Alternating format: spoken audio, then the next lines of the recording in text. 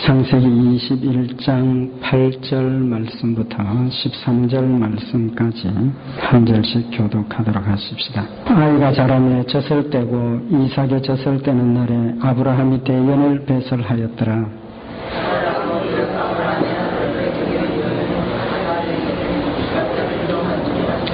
그가 아브라함에게 이르되 이 여종과 그 아들을 내어 쫓아라. 이 종의 아들은 내 아들 이삭과 함께 기업을 얻지 못하리라 하매 아브라함이 그 아들을 위하여 그 일이 깊이 근심이 되었더니 하나님이 아브라함에게 이르시되 내 아이나 내 여종을 위하여 근심치 말고 사라가 내게 이런 말을 다 들으라. 이삭에게서 나는 자라야 내 씨라 칭할 것임이니라. 그러나 여종의 아들도 내 씨니 내가 그러한 민족을 이루게 하리라 하신지라.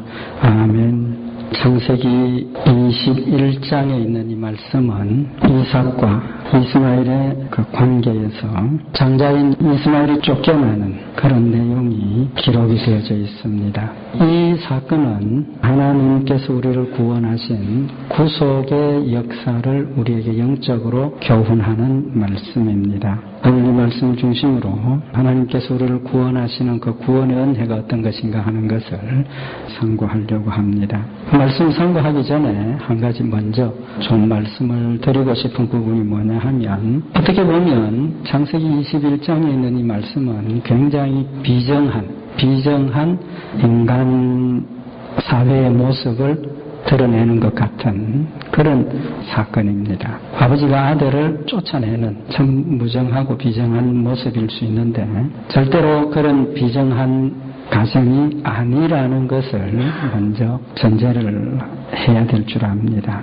오늘 여기 창세기 21장 20절에 보면 이스마엘이 쫓겨난 이후에 하나님께서 그와 함께 하시고 하나님께서 그를 지키시는 모습을 볼 수가 있습니다. 21장 20절에 보면 하나님이 그 아이와 함께 계시매 그가 장성하여 광야에 거하며 활 쏘는 자가 되었더니 하나님께서 아브라함에게 이스마엘을 쫓아내라고 하셨지만 아브라함의 가정에서는 끊어졌지만 하나님께서 계속 그를 지키시고 또 하나님께서 아브라함에게 약속하셨던 것처럼 그도 큰 민족을 이루게 하신 것을 볼 수가 있습니다. 그런 면에서 보면 아브라함을 쫓아내는 것이 결코 비정한 그런 가족사는 아니라는 것 우리 먼저 염두에 두고 이 말씀을 통해서 하나님께서는 우리에게 하나님께서 우리를 구원하시는 구속의 역사를 교훈하시기 위한 목적이 있다는 것 우리 한 번 더 먼저 마음에 새기고 그 내용을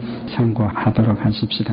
이스마엘에 대해서 먼저 우리가 생각을 해야 되겠는데 이스마엘은 어떤 사람입니까?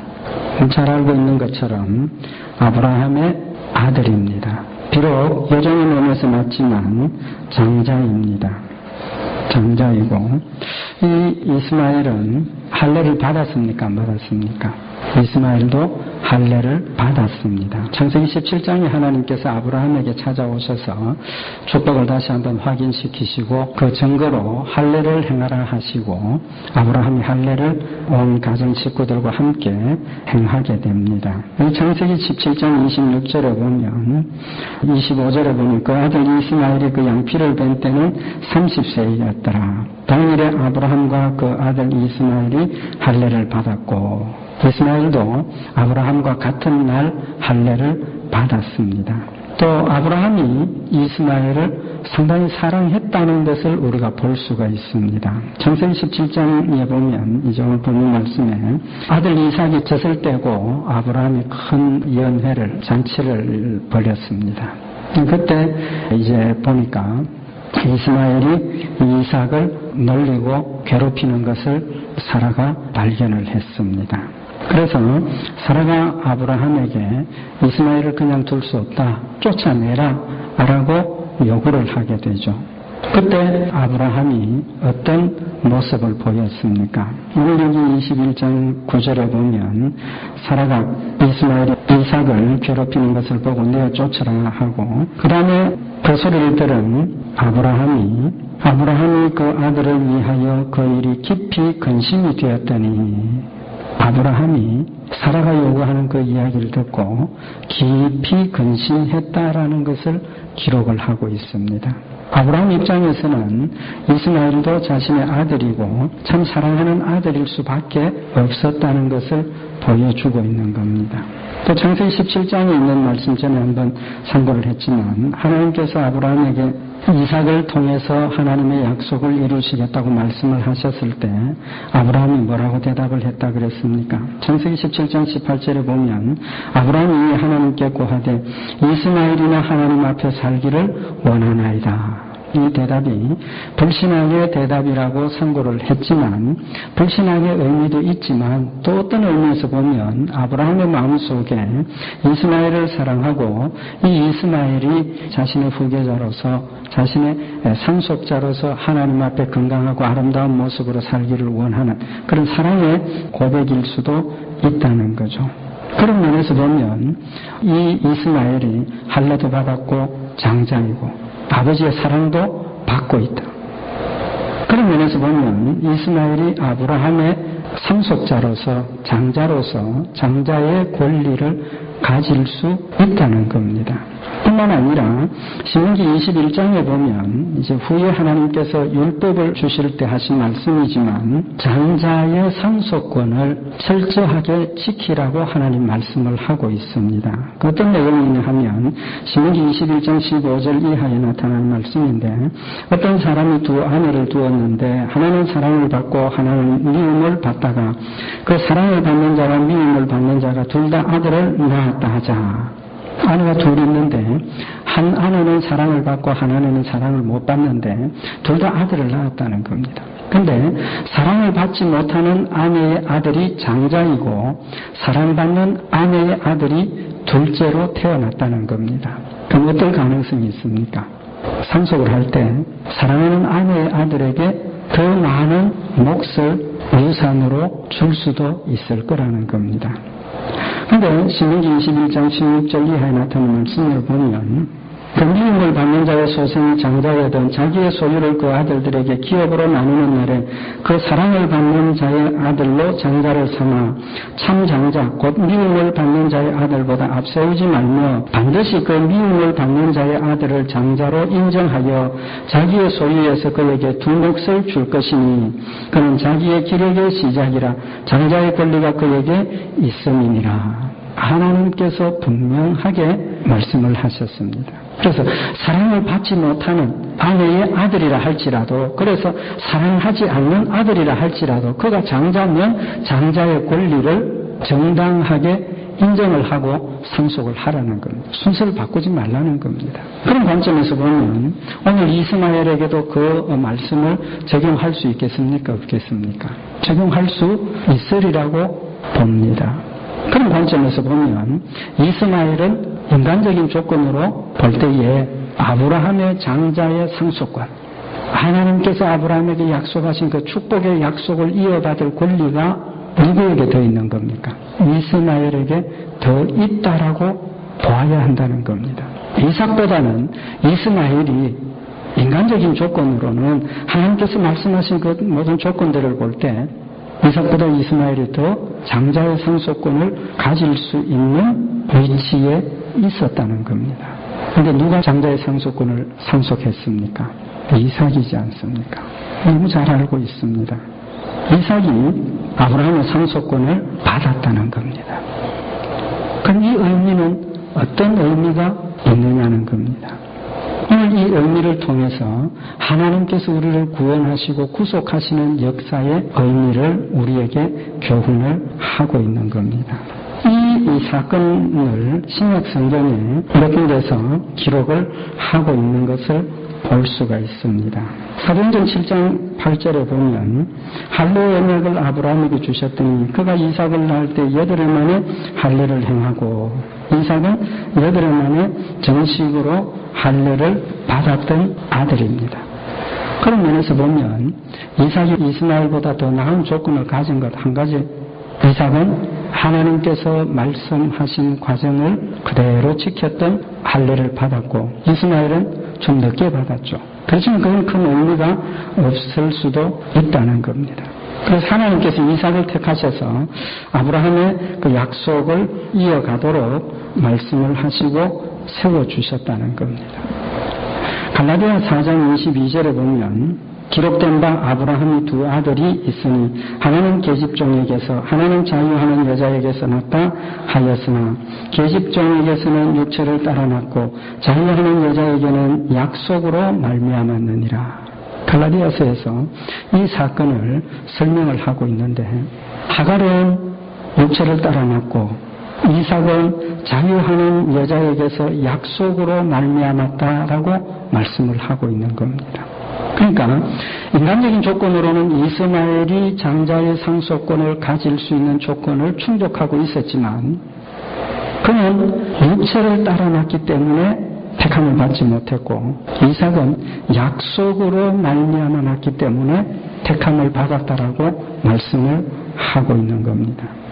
로마서 9장에서도 같은 말씀을 하고 있는데 로마서 9장 7절에 보면 또한 아브라함의 씨가 다 그 자녀가 아니라 오직 이삭으로부터 난 자라여 내 씨라 칭하리라 하셨으니 곧 육신의 자녀가 하나님의 자녀가 아니라 오직 약속의 자녀가 씨로 여김을 받느니라. 이삭은 약속의 자녀였기 때문에 둘째였지만 그가 하나님의 자녀로 아브라함의 후계자로 상속자로 세워졌다라고 말씀을 하고 있는 겁니다. 그러면 이삭은 그 약속이라는 오늘 여기 로마서 갈라디아서에서 말씀하고 있는 약속은 어떤 약속입니까? 그 약속은 이미 우리가 몇 번 상고를 했지만 하나님께서 아브라함에게 자녀의 축복을 약속하시면서 말씀하셨던 그 약속입니다. 창세기 15장 4절에 하나님께서 아브라함에게 사라에게 아들이 있을 거라 약속을 하시면서 여호와의 말씀이 그에게 임하여 가라사대 그 사람은 너의 후사가 아니라 내 몸에서 날 자가 너 후사가 되리라. 내 몸에서 날 자가 후사가 된다. 누굽니까? 이삭을 하나님께서 약속으로 말씀을 하고 계시는 겁니다. 그래서 이삭의 태어남은 하나님의 약속 때문에 태어났다는 겁니다. 하나님께서 아브라함에게 고향을 떠나라 하시면서 자녀의 축복을 약속하셨던 그 약속. 이후에 아브라함에게 나타나셔서 계속해서 내가 네 몸에서 자녀를 주겠고 그 아들로 내 후사를 내가 너와 약속하는 이 약속을 이어가도록 하겠다고 약속하신 그 하나님의 약속을 따라 태어났기 때문에 이삭이 후계자로 상속자로 세움을 받았다라고 말씀을 하고 있는 겁니다. 그런 관점에서 보면 이삭은 무엇 때문에 택함을 받았습니까? 전적으로 하나님의 뜻을 따라 택함을 받았다는 겁니다. 조금 전에도 상고했던 것처럼 아브라함이 이삭도 깊이 사랑했지만 이스마엘도 사랑했다는 것을 볼 수가 있습니다. 똑같이 사랑하는 아들이었는데 또 어떤 면에서 보면 아브라함의 마음속에는 장자인 이스마엘을 자신의 상속자로 삼고 싶은 마음도 있었다고 볼 수 있지 않겠습니까?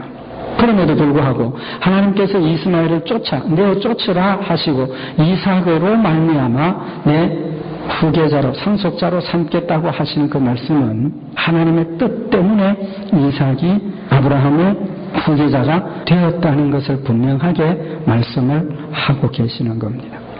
우리가 하나님의 자녀가 된 것은 무엇 때문입니까? 우리의 조건도 아니고 우리의 무슨 선행을 본 것도 아니고 우리가 태어나기도 전에 이미 하나님께서 창세 전에 하나님의 자녀로 택해 주셨기 때문에 우리가 하나님의 자녀가 된 것이라는 겁니다. 이삭 역시 이스마엘 역시 그들이 태어나기도 전에 이미 하나님께서 이삭을 하나님의 자녀로 택하셨기 때문에 그가 태어나서 아브라함의 상속자로 세움을 받았다는 겁니다. 갈라디아서 4장 24절에 이 말씀을 우리에게 해석을 하고 있는데 갈라디아 4장 24절에 보면 이것은 비유니 이 여자들은 두 언약이라 하나는 신의 산으로부터 종을 낳은 자니 곧 하가라. 아브라함의 아들 이삭과 이스마엘에 대해서 설명을 하면서 하나는 육체를 따라 낳고 하나는 자유하는 여자에게서 약속을 따라 낳았다는 이 사실을 비유하고 말씀을 하고 있는 겁니다. 그러면서 그 비유의 의미를 설명을 하셨는데 하갈을 통해서 난 육체를 따라 낳은 그 아들은 신의 산으로부터 종을 낳은 자라고 말씀을 하고 있는 겁니다. 그래서 갈라디아 4장 23절에 보면 계집종에게서는 육체를 따라 났고 육체를 따라 났다라고 말씀을 하고 있습니다. 육체를 따라 났다는 말씀의 의미가 무엇입니까? 인간의 욕심과 정욕과 인간의 계획과 뜻을 따라 태어났다는 겁니다. 우리가 잘 알고 있는 것처럼 이스마엘이 태어난 것은 아브라함과 사라의 불신앙과 욕심 때문에 태어났습니다. 그 의미를 말씀을 하고 있는 것. 인간의 육신의 욕심으로 태어났다는 겁니다. 그래서 이스마엘의 출생 자체가 욕심으로 태어났고 죄 아래서 태어났고, 그러니 무슨 말씀을 하시느냐 하면 신의 산에서 난 자라고 신의 산의 약속이라고 말씀을 하고 있는 겁니다. 그 신의 산에서 난 약속은 어떤 의미를 가지고 있느냐 하면 신의 산에서 하나님께서 어떤 약속을 주셨습니까? 율법을 주셨다는 겁니다. 그래서 하갈은 신의 산에서 받은 율법의 약속 아래 이스마엘을 낳게 되었다는 거죠. 그런 면에서 보면 이스마엘은 죄 아래서 태어났고 죄인으로 살고 있었고 율법의 요구 아래서 살고 있다는 겁니다. 율법의 요구 아래 살고 있다는 의미는 무엇입니까? 하나님께서 율법을 주시면서 무슨 말씀을 하셨습니까? 죄의 삭은 사망이라고 말씀을 하신 겁니다. 비록 이스마엘이 이삭의 몸에서 난 아들이지만 율법의 권세 아래, 사망의 권세 아래 놓여 있다는 겁니다. 그렇기 때문에 그도 그 율법의 요구를 따라서 하나님 앞에 구속받고 구원받기 위해서는 죄가 없는 사람이 되어야 한다는 사실을 우리가 인정을 한다면 그도 역시 죄 아래서 사망 권세 아래서 살 수밖에 없다는 것을 볼 수가 있는 겁니다. 그러면 이삭은 어떻게 태어났습니까? 로마서 9장 11절에 보면 그 자식들이 아직 나지도 아니하고 무슨 선이나 악을 행하지 아니한 때에 택하심을 따라 되는 하나님의 뜻이 행위로 말미암지 않고 오직 부르시는 이에게로 말미암아 서게 하려 하사 리브가에게 이르시되 큰 자가 어린 자를 섬기리라 하셨나니 기록된 바 내가 야곱은 사랑하고 에서는 미워하였다 하심과 같으니라. 이삭이 태어나기도 전에 또 이삭의 아들 야곱과 에서가 태어나기도 전에 이미 하나님께서 이삭을 택하셨고 이미 하나님께서 야곱을 사랑하셨기 때문에 택하셨기 때문에 하나님께서 그들을 하나님의 자녀로 삼아주셨다는 사실을 말씀을 하고 있는 겁니다. 하나님의 절대적인 주권과 사랑 안에서 하나님의 능력과 하나님의 축복 아래서 그들이 태어났기 때문에 똑같은 조건에서 태어났지만 하나님께서 이삭을 택하셨고 하나님의 사랑을 받았다라고 말씀을 하고 있는 겁니다. 그래서 갈라디아 4장 28절에 보면 형제들아 너희는 이삭과 같이 약속의 자녀라. 우리도 이삭과 같이 약속의 자녀라는 겁니다. 하나님께서 창세전에 택하셨고 하나님께서 우리를 구속하시리라고 약속하신 그 약속의 은혜 가운데서 하나님의 절대적인 주권적인 역사 가운데서 우리를 택하셔서 하나님의 자녀로 삼아주셨다는 말씀을 하고 있는 겁니다. 갈라디아 4장 29절에 보면 그러나 그때에 육체를 따라 난 자가 성령을 따라 난 자를 핍박한 것 같이 이제도 그러하도다. 오늘 여기 갈라디아 4장 29절에 이삭을 또 다르게 약속의 아들이라는 말씀 대신에 또 다르게 호칭을 하고 있는데 성령을 따라 난 자라라고 말씀을 하고 있습니다. 성령을 따라 난 자라. 하갈이 이스마엘을 낳았을 때는 무엇을 따라 났다 그랬습니까? 육체를 따라 낳고 하나님께 택함받은 이삭은 성령을 따라 난 자라라고 말씀을 하고 있는 겁니다. 성령을 따라 났다. 그 말씀의 의미가 무엇이겠습니까? 하나님께서 이삭을 택하셨고 하나님께서 이삭을 은혜와 사랑 가운데 이 땅에 보내셨지만 그에게 무엇을 주셨다는 겁니까? 믿음을 주셨다는 거죠. 믿음을 주셨다는 겁니다. 이삭이 스스로 하나님을 믿고 이삭이 스스로 하나님 앞에 세워진 것이 아니라 성령을 따라서 이삭의 마음속에 하나님을 믿는 믿음 주셨고 아버지 아브라함의 믿음을 계승할 수 있는 믿음을 주셨다라는 사실을 우리에게 말씀을 하고 있는 겁니다. 우리도 하나님의 약속을 따라 난 자들이고 하나님께서 우리에게 때가 되어서 성령으로 예수 그리스도를 믿게 하셔서 믿음을 가지게 하셨기 때문에 온전한 약속의 자녀가 되어졌다는 사실을 말씀을 하고 있는 겁니다. 그래서 이스마엘은 율법의 약속 아래 났지만 이삭은 성령의 약속 아래서 태어났다는, 성령을 따라 났다라고 말씀을 하고 있는 겁니다. 더 구체적으로 그 이후에 말씀을 통해서 우리에게 이 말씀을 교훈을 하고 계시는데, 누가복음 22장에 보면 예수님께서 십자가에 죽으시기 전에 제자들과 마지막 만찬을 행하시면서 성찬식을 거행을 하시죠. 그때 누가복음 22장 20절에 보면 저녁 먹은 후에 장도 이와 같이 하여 가라사대 이 잔은 내 피로 세우는 새 언약이니 곧 너희를 위하여 붓는 것이라. 예수님께서 자신의 십자가의 죽으심을 말씀을 하시면서 그 십자가의 죽으심을 뭐라고 표현을 했느냐 하면 내 피로 세우는 새 언약이라고 말씀을 하고 있습니다. 새 언약이라. 그럼 새 언약이라는 이 말씀을 우리가 전제로 한다면 무엇이 전제가 되어지는 겁니까? 새 언약이니까 옛날 언약도 있다라는 의미가 되겠죠. 옛 언약도 있다고 말합니다. 옛 언약은 어떤 것입니까? 옛 언약은 율법을 의미하고 있는 겁니다. 하나님께서 이스라엘 백성들에게 주신 시내 산에서 주신 그 옛 언약, 그 율법을 옛 언약이라고 말씀을 하고 있는 겁니다. 그래서 히브리서 8장에 보면 하나님께서 이 율법과 그리스도를 통해서, 예수 그리스도를 통해서 믿음으로 구원받는 새 언약의 관계를 설명을 하고 있는데, 히브리서 8장 7절에 보면 저 첫 언약이 무효하였다면 둘째 것을 요구할 일이 없었으려니와, 첫 언약이 무효했으면 두 번째 언약, 예수 그리스도를 통해서 주시는 이 새 언약 필요 없었을 거라는 겁니다. 그러니까 옛 언약에 부족한 점이 있었다는 거죠. 그래서 8절에 저희를 허물하여 일러서되 주께서 가라사대 볼지어다 날이 이르려니 내가 이스라엘 집과 유다 집으로 새 언약을 세우리라.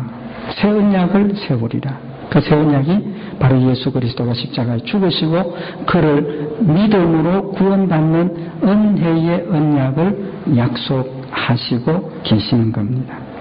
그래서 히브리서 9장 15절에 보면 이를 위하여 그는 새 언약의 주더니 이는 첫 언약 때의 범한 죄를 속하려고 죽어사 버리심을 입은 자로 하여금 영원한 기업의 약속을 얻게 하려 하시느니라.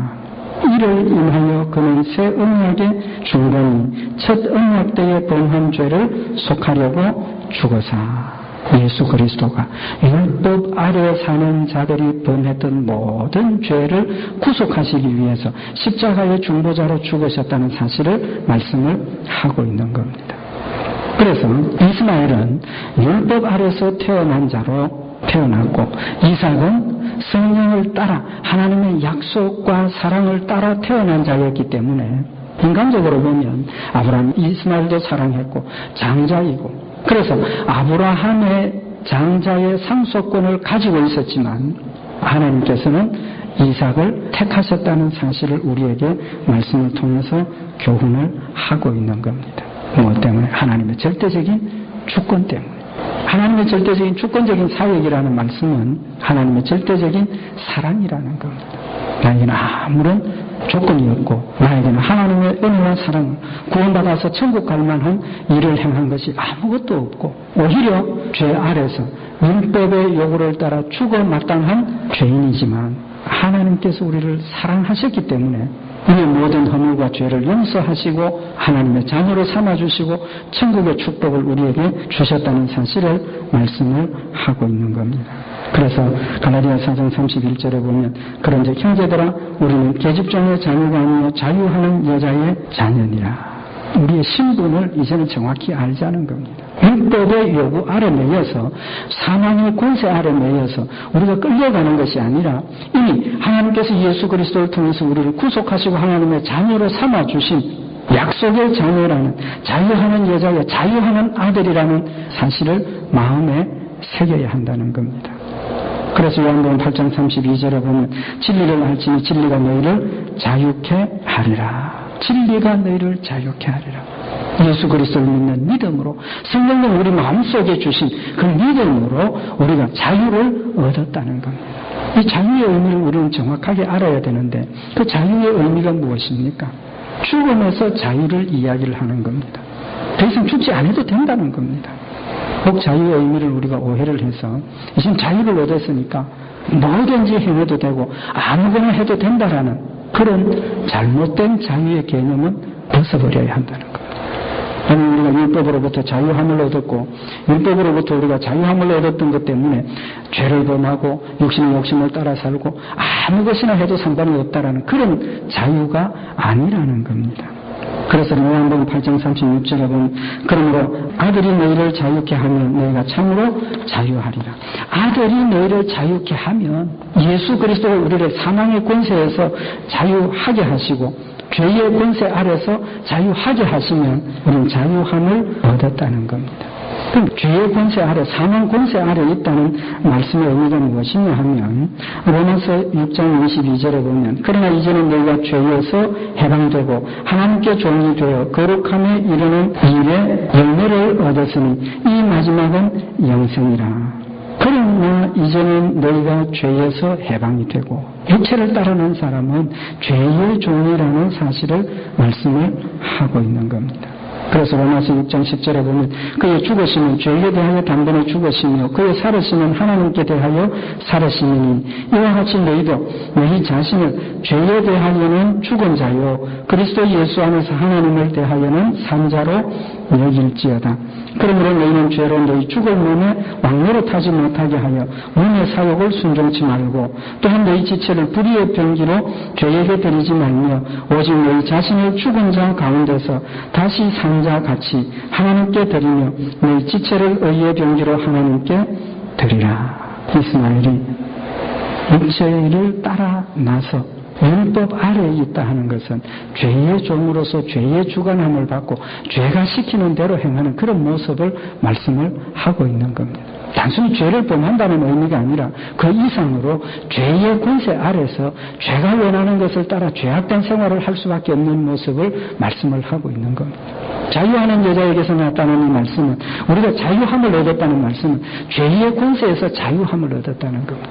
더 이상 죄가 우리를 속박하고 더 이상 죄가 우리를 움직일 수 없는 자유자가 되었다는 사실을 말씀을 하고 있는 겁니다. 그래서 갈라디아 5장 1절에 보면 그리스도께서 우리를 자유케 하려고 자유를 주셨으니 그러므로 굳세게 서서 다시는 종의 멍에를 매지 말라. 하나님께서 다시는 죄의 종의 멍에를 매지 말라는 겁니다. 하나님의 자녀가 되게 하셔서 죄와의 관계를 끊어버리게 하셨고 새로운 중생하는 새 생명으로 태어나게 하셔서 이제는 하나님의 자녀가 되게 하시고 하나님의 지체로서 세워주셔서 죄의 명령을 순종하지 않아도 되는 그런 자리에 우리를 이끌어 주셨다는 겁니다. 이삭은 아무런 하나님의 자녀가 되고 축복을 받을 만한 모습이 없었지만 하나님의 절대적인 주권과 하나님의 은혜와 사랑 가운데서 하나님의 자녀가 되어졌습니다. 자유하는 자가 되어졌다는 거죠. 우리도 이삭과 같이 자유하는 자의 아들로 태어났습니다. 죄에서 자유한 자가 되어졌습니다. 이제는 믿음 가운데서 정말 죄에서 자유함을 얻은 자로서 하나님의 아들이 된 자로서 하나님 우리에게 주신 말씀들을 마음에 늘 새기고 그 말씀대로 잘 순종해서 하나님을 영화롭게 하고 하나님이 약속하신 축복을 풍성히 받아 누리는 복된 성도들이 되시기를 바랍니다. 기도드리십시다. 사랑의 하나님 아버지, 이스마엘은 인간적으로 아브라함의 장자가 될 만한 조건을 가졌지만 오히려 그는 택함을 받지 못하였고 이삭은 하나님의 사랑과 은혜로 하나님의 자녀가 되는 축복을 받았음을 저희들이 상고하였나이다. 하나님께서 그를 자유자의 아들로 세워주신 것은 하나님의 말씀 가운데 순종하며 살도록 하기 위함임도 상고를 하였나이다. 또한 하나님 저희들 성령을 따라 하나님의 자유하는 아들로 나게 하셨음도 상고를 하였나이다. 이제 하나님 우리에게 주신 이 놀라운 자유를 하나님 말씀 가운데 하나님의 뜻을 순종하며 충성하며 헌신함으로 풍족히 받아 누리는 저희들 되게 하여 주시옵시고 하나님 맡겨주신 귀한 사명들을 잘 감당하며 하나님 약속하신 축복에 동참하는 저희들 되게 하여 주시옵소서.